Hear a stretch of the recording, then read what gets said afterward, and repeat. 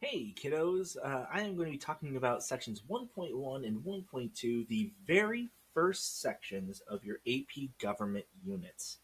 This is all about pretty much the Enlightenment, how America is an Enlightenment country, and then about different ways that representatives represent you and me. I don't know why they're right next to each other, but that's just how AP College Board decided to do it. So this is what we're going to go with. So let's keep going.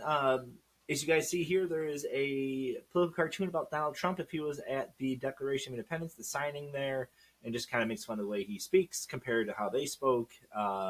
Unfair because that's vernacular, yada yada, but we'll move on. Anyway, what was the Enlightenment? Well, there was a confluence of a whole lot of different events in history. The bubonic plague killed a ton of people, and that made labor a premium. That created a middle class and an upper class of people, and that weren't nobles, and they're able to start to think about things and spend their leisure time worrying about scientific process and political process and worrying about the divine rights of kings and things like that. And that eventually made people start thinking, like, hey, maybe we shouldn't have a hereditary line of rulers in charge of all of us because sometimes, because they're all inbred, it might be bad. So they started thinking of all these ideas like democracy and republics and looking back at Venice and looking back at Greece and democracy and ancient Rome.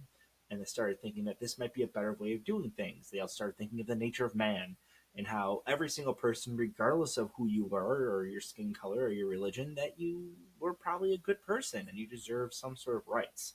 So crazy thinking for the time, but that's sort of what the Enlightenment was all about. It just sort of it was basically the thinking or the beginning of modern times.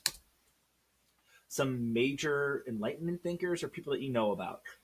Jean-Jacques Rousseau, who died in 1778 by a guillotine.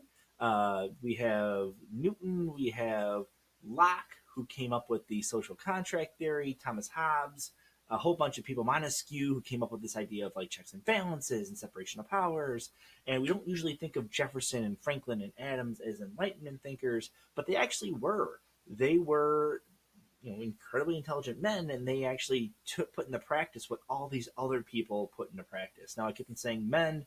You see, all there's men in here is a whole lot of things. It says a whole lot about the 16th and 17th centuries, but that's just sort of how it was at the time. Not saying there wasn't incredibly enlightened women, incredibly great thinkers. They unfortunately just didn't have a platform. So, the basic Enlightenment ideas we have reason, natural laws, progress, liberty, tolerance. Again, all these things that we think of today as really good ideas. You don't want to be unreasonable. You want to make sure that everyone has these natural rights. Everyone is a person that deserves some sort of protection from the government.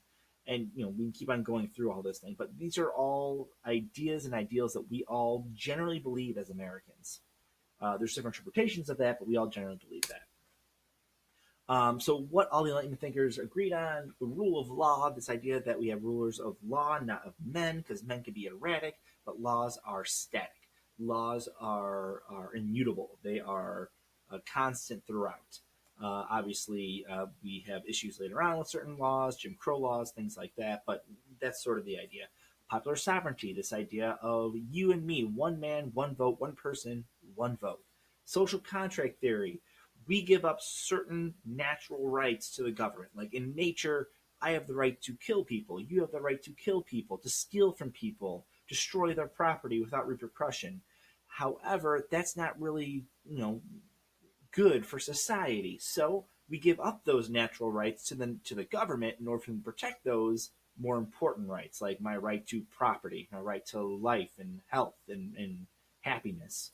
When the government refuses to or fails to protect those rights that I have, then I have the right to overthrow that government. In ancient China and Eastern Asia, way back in the day, that was called the Mandate of Heaven. We call it the social contract theory. This is one of those ubiquitous ideas all throughout history. We just call it different things. Natural rights. We all have natural rights. I have the right to religion. You have the right to freedom of speech and all this other stuff. Things that we see in the Bill of Rights. That's codified for us. And then republicanism, this idea that maybe the masses are going to be somewhat uh, unreliable, but people that we vote on are supposed to be relatively smart and intelligent, and they're protecting us from ourselves. So America itself is not a democracy. It is a democratic republic. We're a republic with democratic ideas. Locally, it's more democratic, but nationally, it's definitely Republican. Moving on. Yep, but don't worry about this part because you know the whole thing. I'm just going to go through a couple other Enlightenment thinkers, and then we'll pretty much be done. So John Locke, this is the guy that we think of when it comes to social contract theory. He came up with this idea of natural rights, life, liberty, and the pursuit of property, not happiness. This is what we think of as Americans, but property is a heck of a lot more expensive than happiness. So Jefferson put in happiness instead. He came up with the idea of people forming governments to preserve their rights because generally we're good people. And the other guy, sort of the Megatron to his Optimus Prime, was Thomas Hobbes. He wrote the Leviathan. He essentially thought that people in general were bad people. We are naturally bad. If you have the chance to screw someone over, to cheat them, to con them, you're going to do that. And he thought the reason why we created governments, especially absolute monarchies, like these are hardcore monarchies. This is like Louis XIV, I am the state kind of thing. The reason why we did that is because we are bad people and we need the government to protect us from ourselves. All right, so this is a very kind of an un-American idea. He was British, so kind of the British monarchy liked him, but we as an Americans, we really don't go along with this. But he also helped establish this idea of a social contract. Montesquieu, we get a lot of ideas from Montesquieu. Again, a French guy. Powers are divided among the legislative, executive, and judicial branches. We kind of rely on this. This is one of our ideals of American democracy is that the legislative, executive, and judicial branches have separate, distinct powers, and separation of powers protects the rights of the people by preventing one branch from gaining control of society.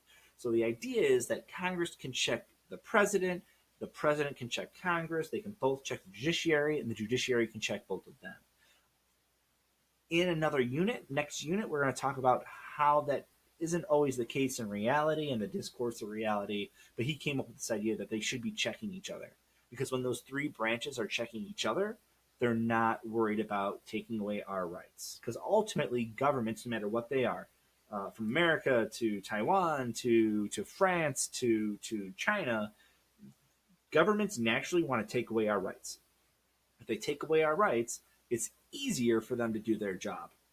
That's why places like the United States has like a Bill of Rights that protects us from the government and things like that. Now, I'm not saying the government's evil and there's conspiracies and everything, but that's just the natural order of things. The government wants to take away our rights because it's easier for them to do work, but the politicians themselves don't necessarily want to take away our rights. It's just how the nature of governments are. They tend to lean towards order over liberty, which is one of our ideas, our big thoughts in AP Gov.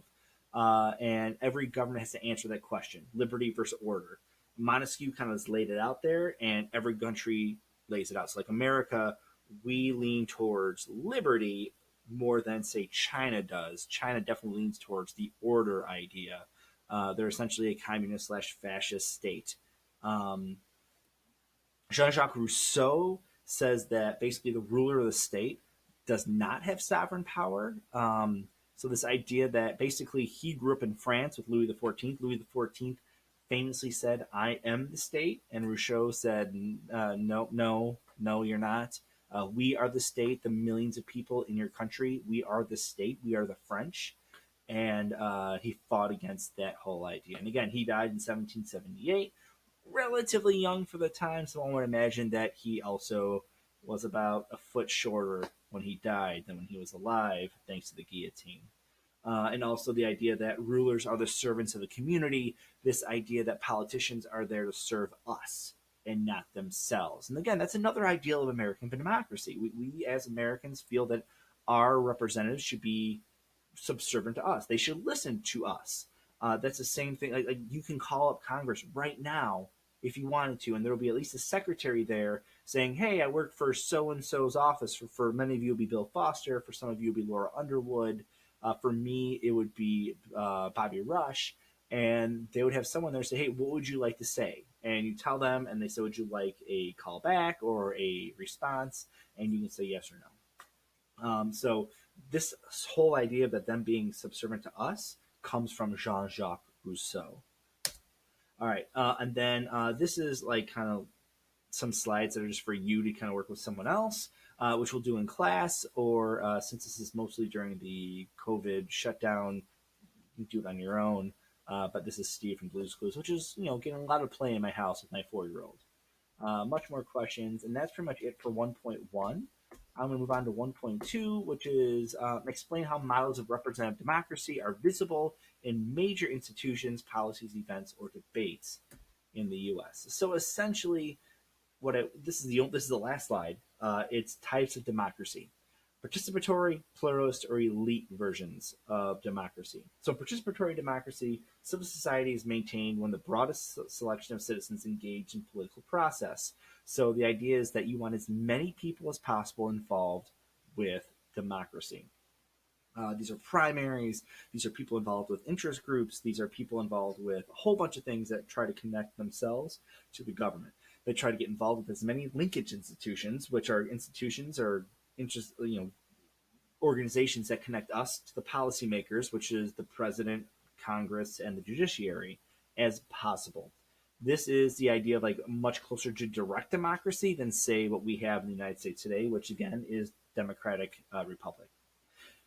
Pluralist is this rival groups formed to compete against each other in their desire to influence public policy. So Washington actually warned against this in his farewell address, worried about different factions. Federalist 10 worries about factions. And this is kind of what that is. It's the idea of there's so many interest groups that are fighting for influence that they actually kind of cancel each other out, and we all get represented one way or another. If I'm a vegan, there's interest groups that represents me. If I prefer to keep guns, there's obviously an interest group that protects that. If I'm a teacher, there's an interest group that protects that. There's so many of them that one way or another my interests are getting represented. That's what pluralist necessarily means. And finally, you have the elite theory, which the primary political decisions are made and enforced by a select group of advantaged citizens. So there is this idea that it's just like the rich that are in charge of everything. This is a prevailing belief with a lot of people throughout throughout history, especially when trust in the government's low. Like right now, the trust in the government's relatively low. This is 2020. I'm not sure how long we can use this video, but a lot of people have kind of low trust, and a lot of people believe that the rich people are in charge. And it's hard to make the argument. Since 1980, there's been a Bush or a Clinton on every single presidential ticket, with the exception of 2012. So that's a lot. That's a lot of tickets they've been on. So you get this idea of elite families in charge of everything. So you can actually make an argument for each one, and on your own, you should write down in your notes like advantages and disadvantages, or an argument for each and every one of these. And it kind of help yourself out, because there's a good chance this might be on an FRQ or a multiple choice test, and you should probably know what this means. All right, that's it. That's 1.1 and 1.2. Obviously, the next one is 1.3, and I've already, you can see me talking about that as well. All right, kiddos, have a fantastic day. Thanks for listening.